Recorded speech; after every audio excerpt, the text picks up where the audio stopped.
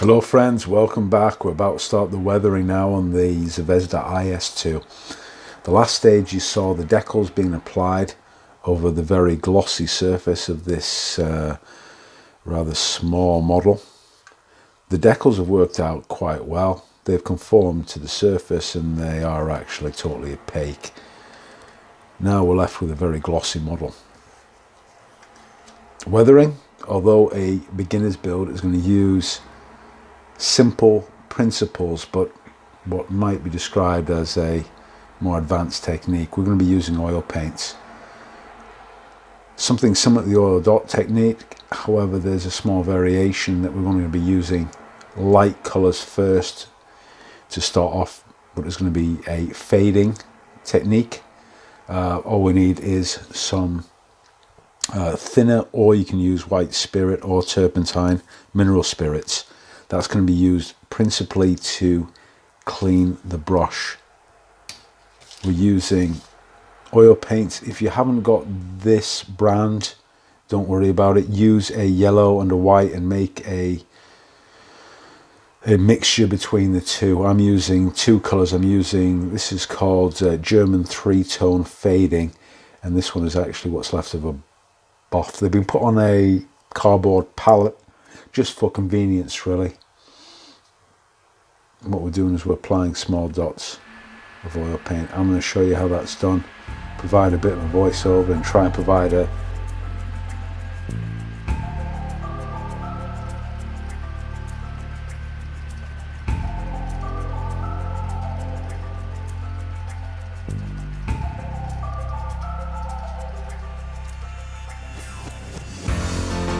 with the oil fading technique. It's perhaps better to work in small areas of the model at a time, but on a small model like this you can get away with doing quite large sections. Make sure that your brush is damp with thinner but not wet, and use a stippling action to blend the oils.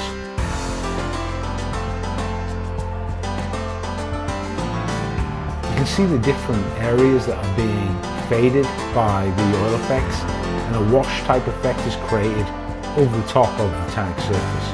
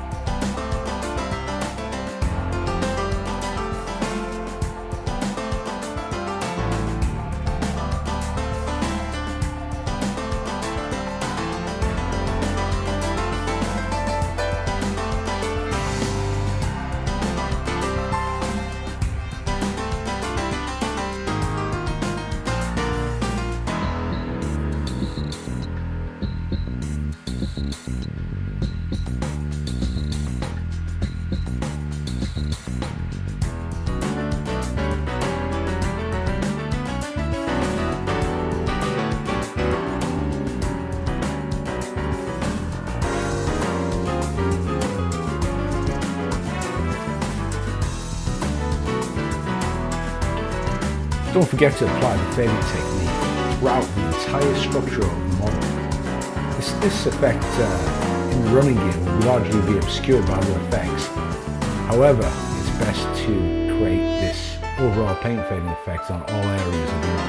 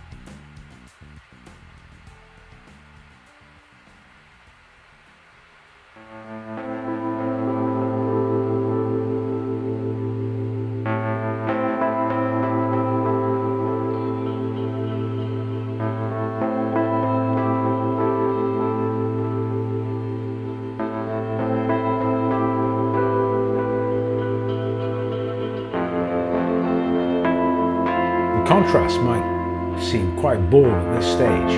However, after drying, you're going to see quite a contrast.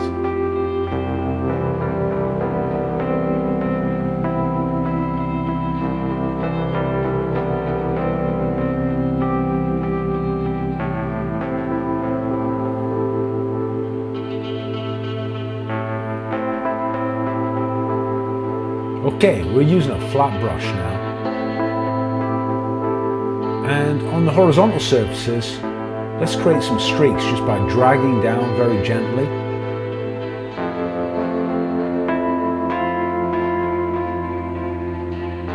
This will create the effect of dirt being washed down by the nature of rain or other moisture type effects.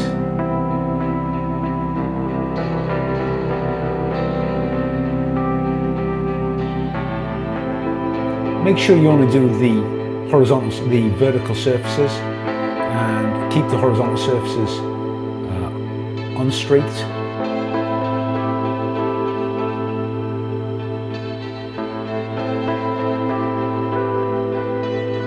Okay, that model is now left for after 24 hours. We're going to add some contrast now using neat oil paint. In this case, we're using a yellowy orange oil paint and a fine brush again.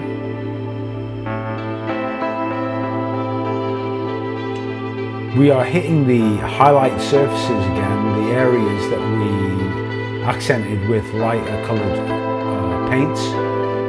What we want to do is increase the contrast of these highlight areas.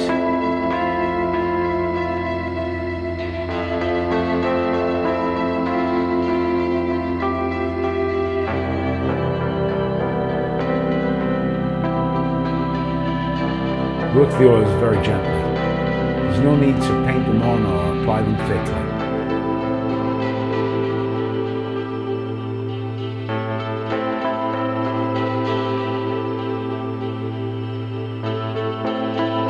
And this is the effect that we're trying to achieve. These highlighted areas right here.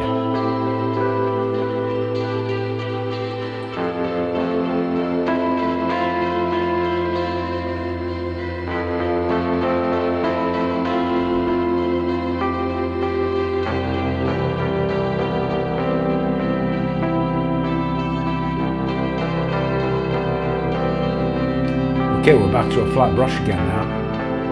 And we're just going to gently blend in those oils so that we've got a nice gentle transition from the highlight to the other areas of colour on the model. This will make the contrast a little bit more natural and less stark.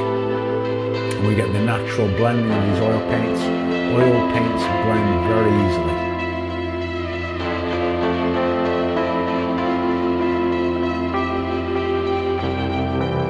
If you find yourself with excess areas of oil, just use a cotton swab to remove extra oil and clean up the surfaces.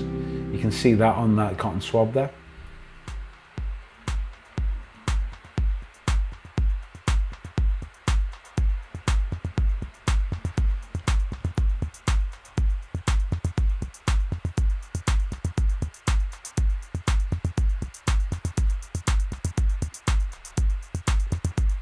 Okay, after another 24-hour period, letting all those oils dry off thoroughly, we're going to apply some pigments now. All we need is pigments and a pigment fixer.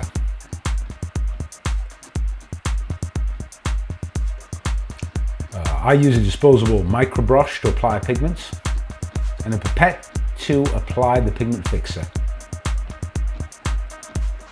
Shake up the pigments so you get the loose granules towards the top of the jar.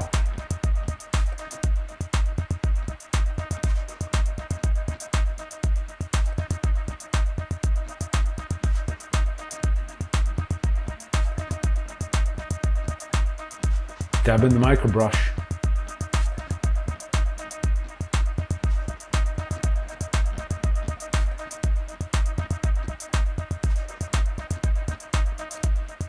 And the reason we're using a micro brush is because we're applying these pigments very selectively.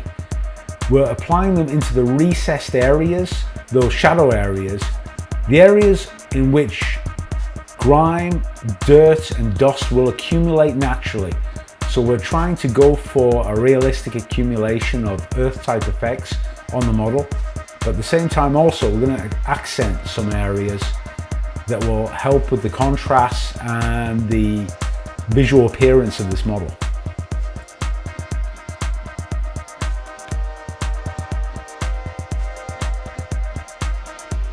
I apply pigments quite liberally also onto the engine deck area.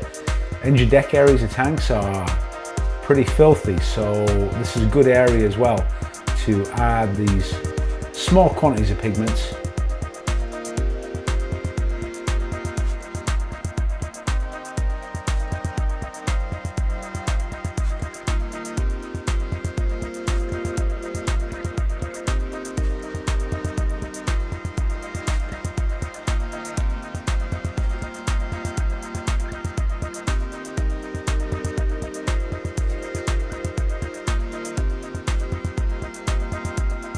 Bear in mind that the pigments are applied loose at this stage. There's no way that we can grind them in. And of course, pigments are definitely going to be one of the main effects for the running gear, the tracks and the road wheels of the tank. This is where dirt will naturally cling onto the lower surfaces of the tank.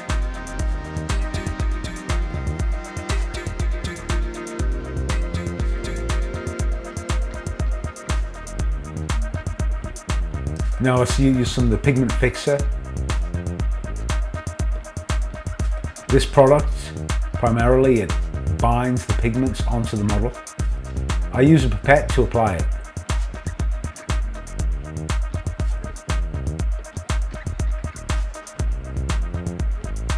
By applying very small drops of the pigment fixer onto the areas of pigment, you're going to get a natural accumulation that looks like a realistic dirt effect. If you use a brush, you will end up washing a lot of the pigment and end up with brush smears and streaks. So using a pipette and capillary action, we get a natural appearance of this dirt type effect.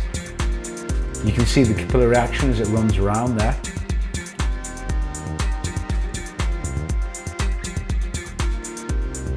I'm just pointing out these are the areas that we've covered. Some of the top of the turret's covered. This is obviously where the crew with their dirty boots etc. would bring dirt and grime onto the top surfaces of the hull. After the pigment fixers dried for about 24 hours, we're going to go on to the pin wash technique. Note that we only applied light oil washes before for the fading technique. Now we're going to apply our darks into the shadows. I'm using a very dark black brown oil paint.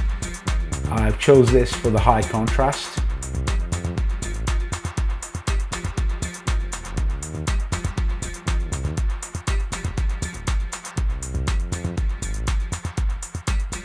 And a few drops of enamel thinner or mineral spirits if you prefer.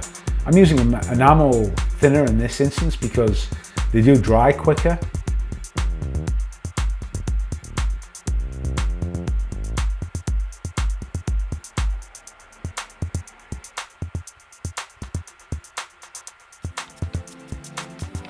So we're mixing together a wash now. Taking that oil, mixing it with the enamel spirits. There's going to be clumps of oil paint inside there that we can use as well if we want a thicker, darker type of wash. But generally we want that wash to run, as you can see up and down the side of that container. Now let's study the tank and we're going to look for the areas of the recessed detail. This is where the pin wash is going to flow into. And we simply, instead of painting on the wash, we sort of just let the brush rest against the surface, and once again capillary action will draw the wash along the details of the model.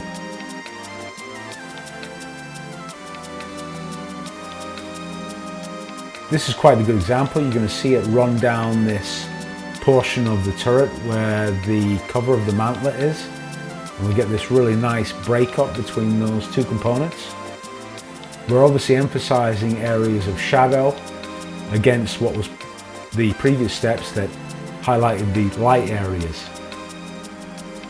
And again, we look at areas that would have natural dark areas, such as these engine intake grills.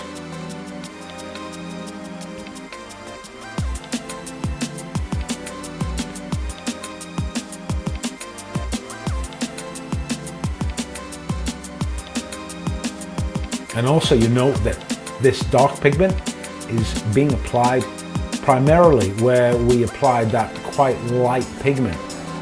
I forgot to mention the actual pigment choice was a lighter color to create more contrast.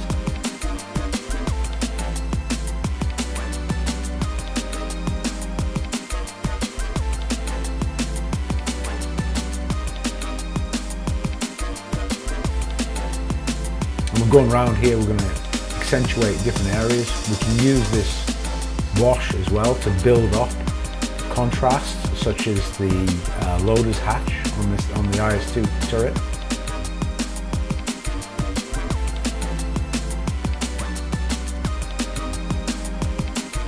And let's flood in the details on the lower part of the hull.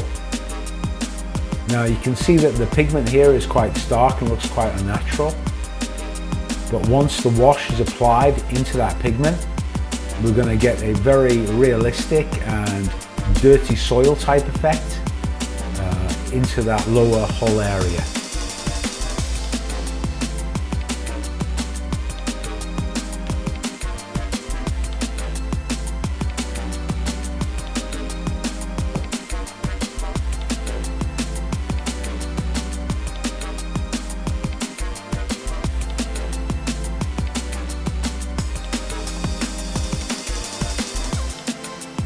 In some cases, you're going to have to build up the wash over maybe a couple of passes if you really want to get the details quite dark. Once again, if we've got excess wash, we can use a cotton swab to remove it. This is particularly good to use when you've got areas of shiny glossy oil.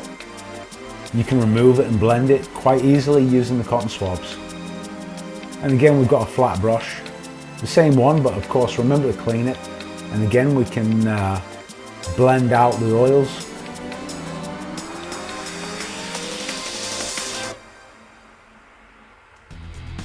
Okay, now we're going to go on to chipping or paint scratches type effects.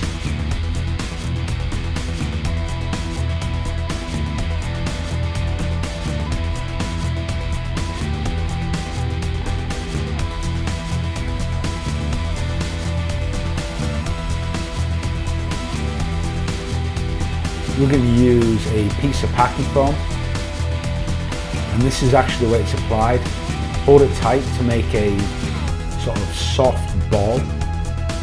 And we're using the color Iraqian sand. We're using the sand, a high contrast color, once again, because we want these chips to appear, especially on this very small model. We're going to need quite a lot of contrast in order to see this. So take your packing foam, squeeze it into a ball, hold it firm,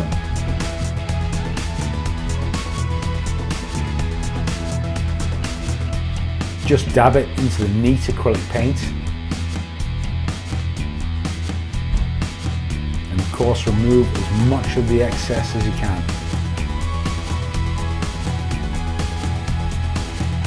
It will nearly appear dry, this piece of packing foam, and that's the way it should be. This effect has to be very subtle, or else you're going to end up with blobs that look like paint instead of paint chips. Okay, we're hitting all the external type areas that could be exposed to wear.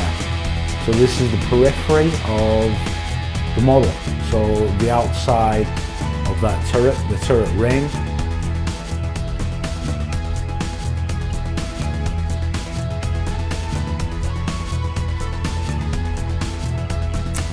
Fuel tanks and the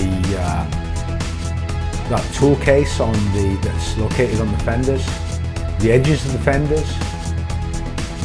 You're basically hitting a lot of the highlight areas,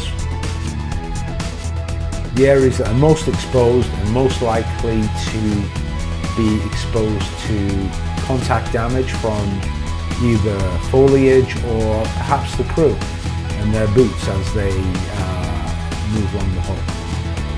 Okay, so now we're just taking some water to make a more dilute mix of the acrylic paint, and a very fine brush. This is a 00, a Winsor Newton Series 7. I use a very fine brush.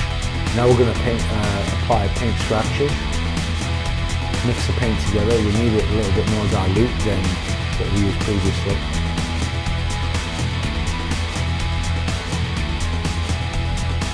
Always remember to offload the brush.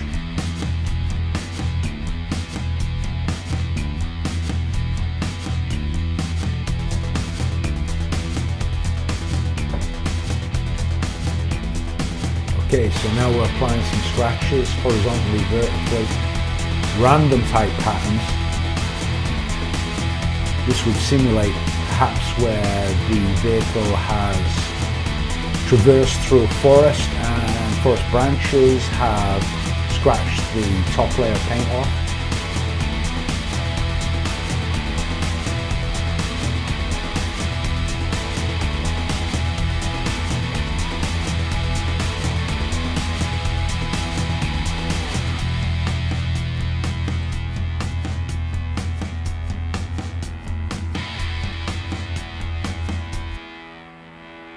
It's best to work very slowly as you do this technique, always constantly offloading the brush.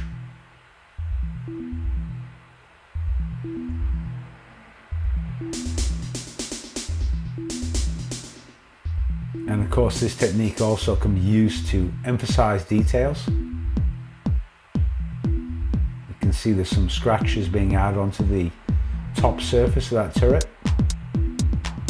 Perhaps where the crew's boots again have removed or chipped the paint.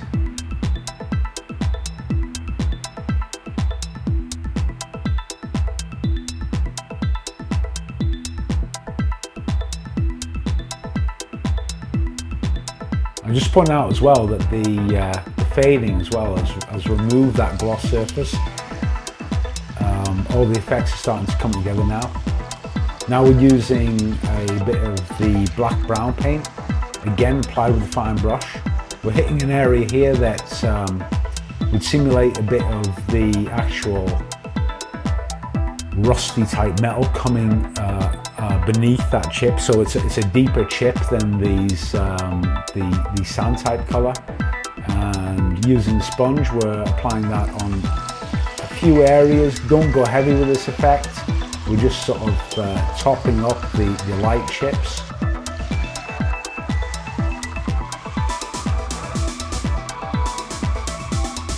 And now we're on to the final part. This is the easiest way to do it. We're going to be using a silver pencil. And what we're creating is the metallic effect on the tracks and also on the road wheels of the IS-2.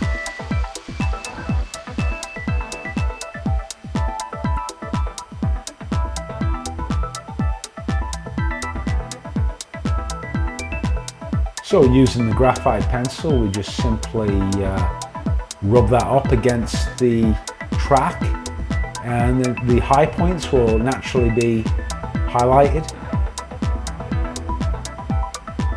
You can see it's not an overpowering effect, and if you want more contrast, a brighter metal appearance, use a silver pencil.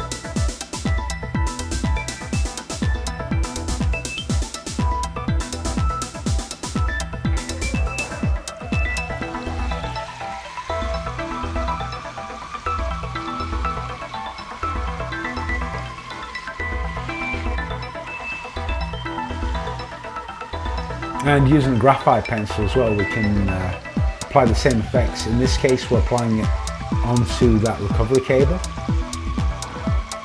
and although it's not in the video as well, rub over the metallic part of the shovel or spade, and again you get a very nice realistic metallic appearance.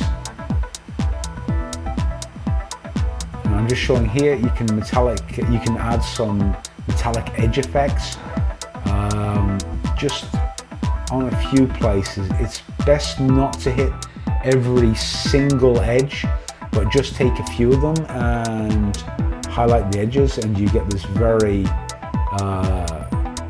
pleasing metallic effect on some of the edges. But just remember not to overdo it.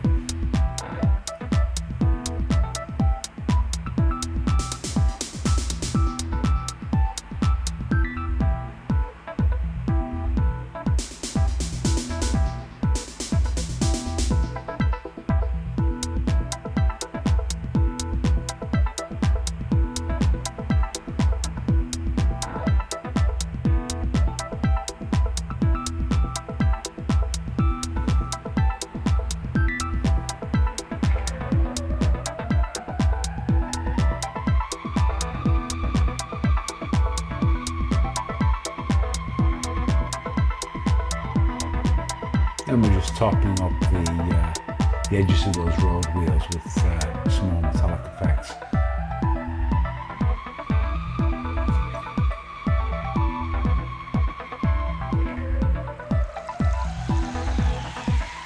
Very final part, we're just attaching the last detail, which was the 12.7 HMG. And the model's now finished. Tell me what you think, tell me what you like, tell me what you don't like. This was my beginner's build.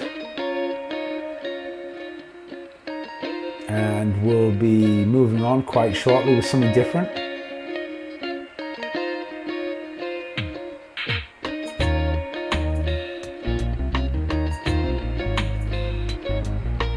So thanks and see you next time.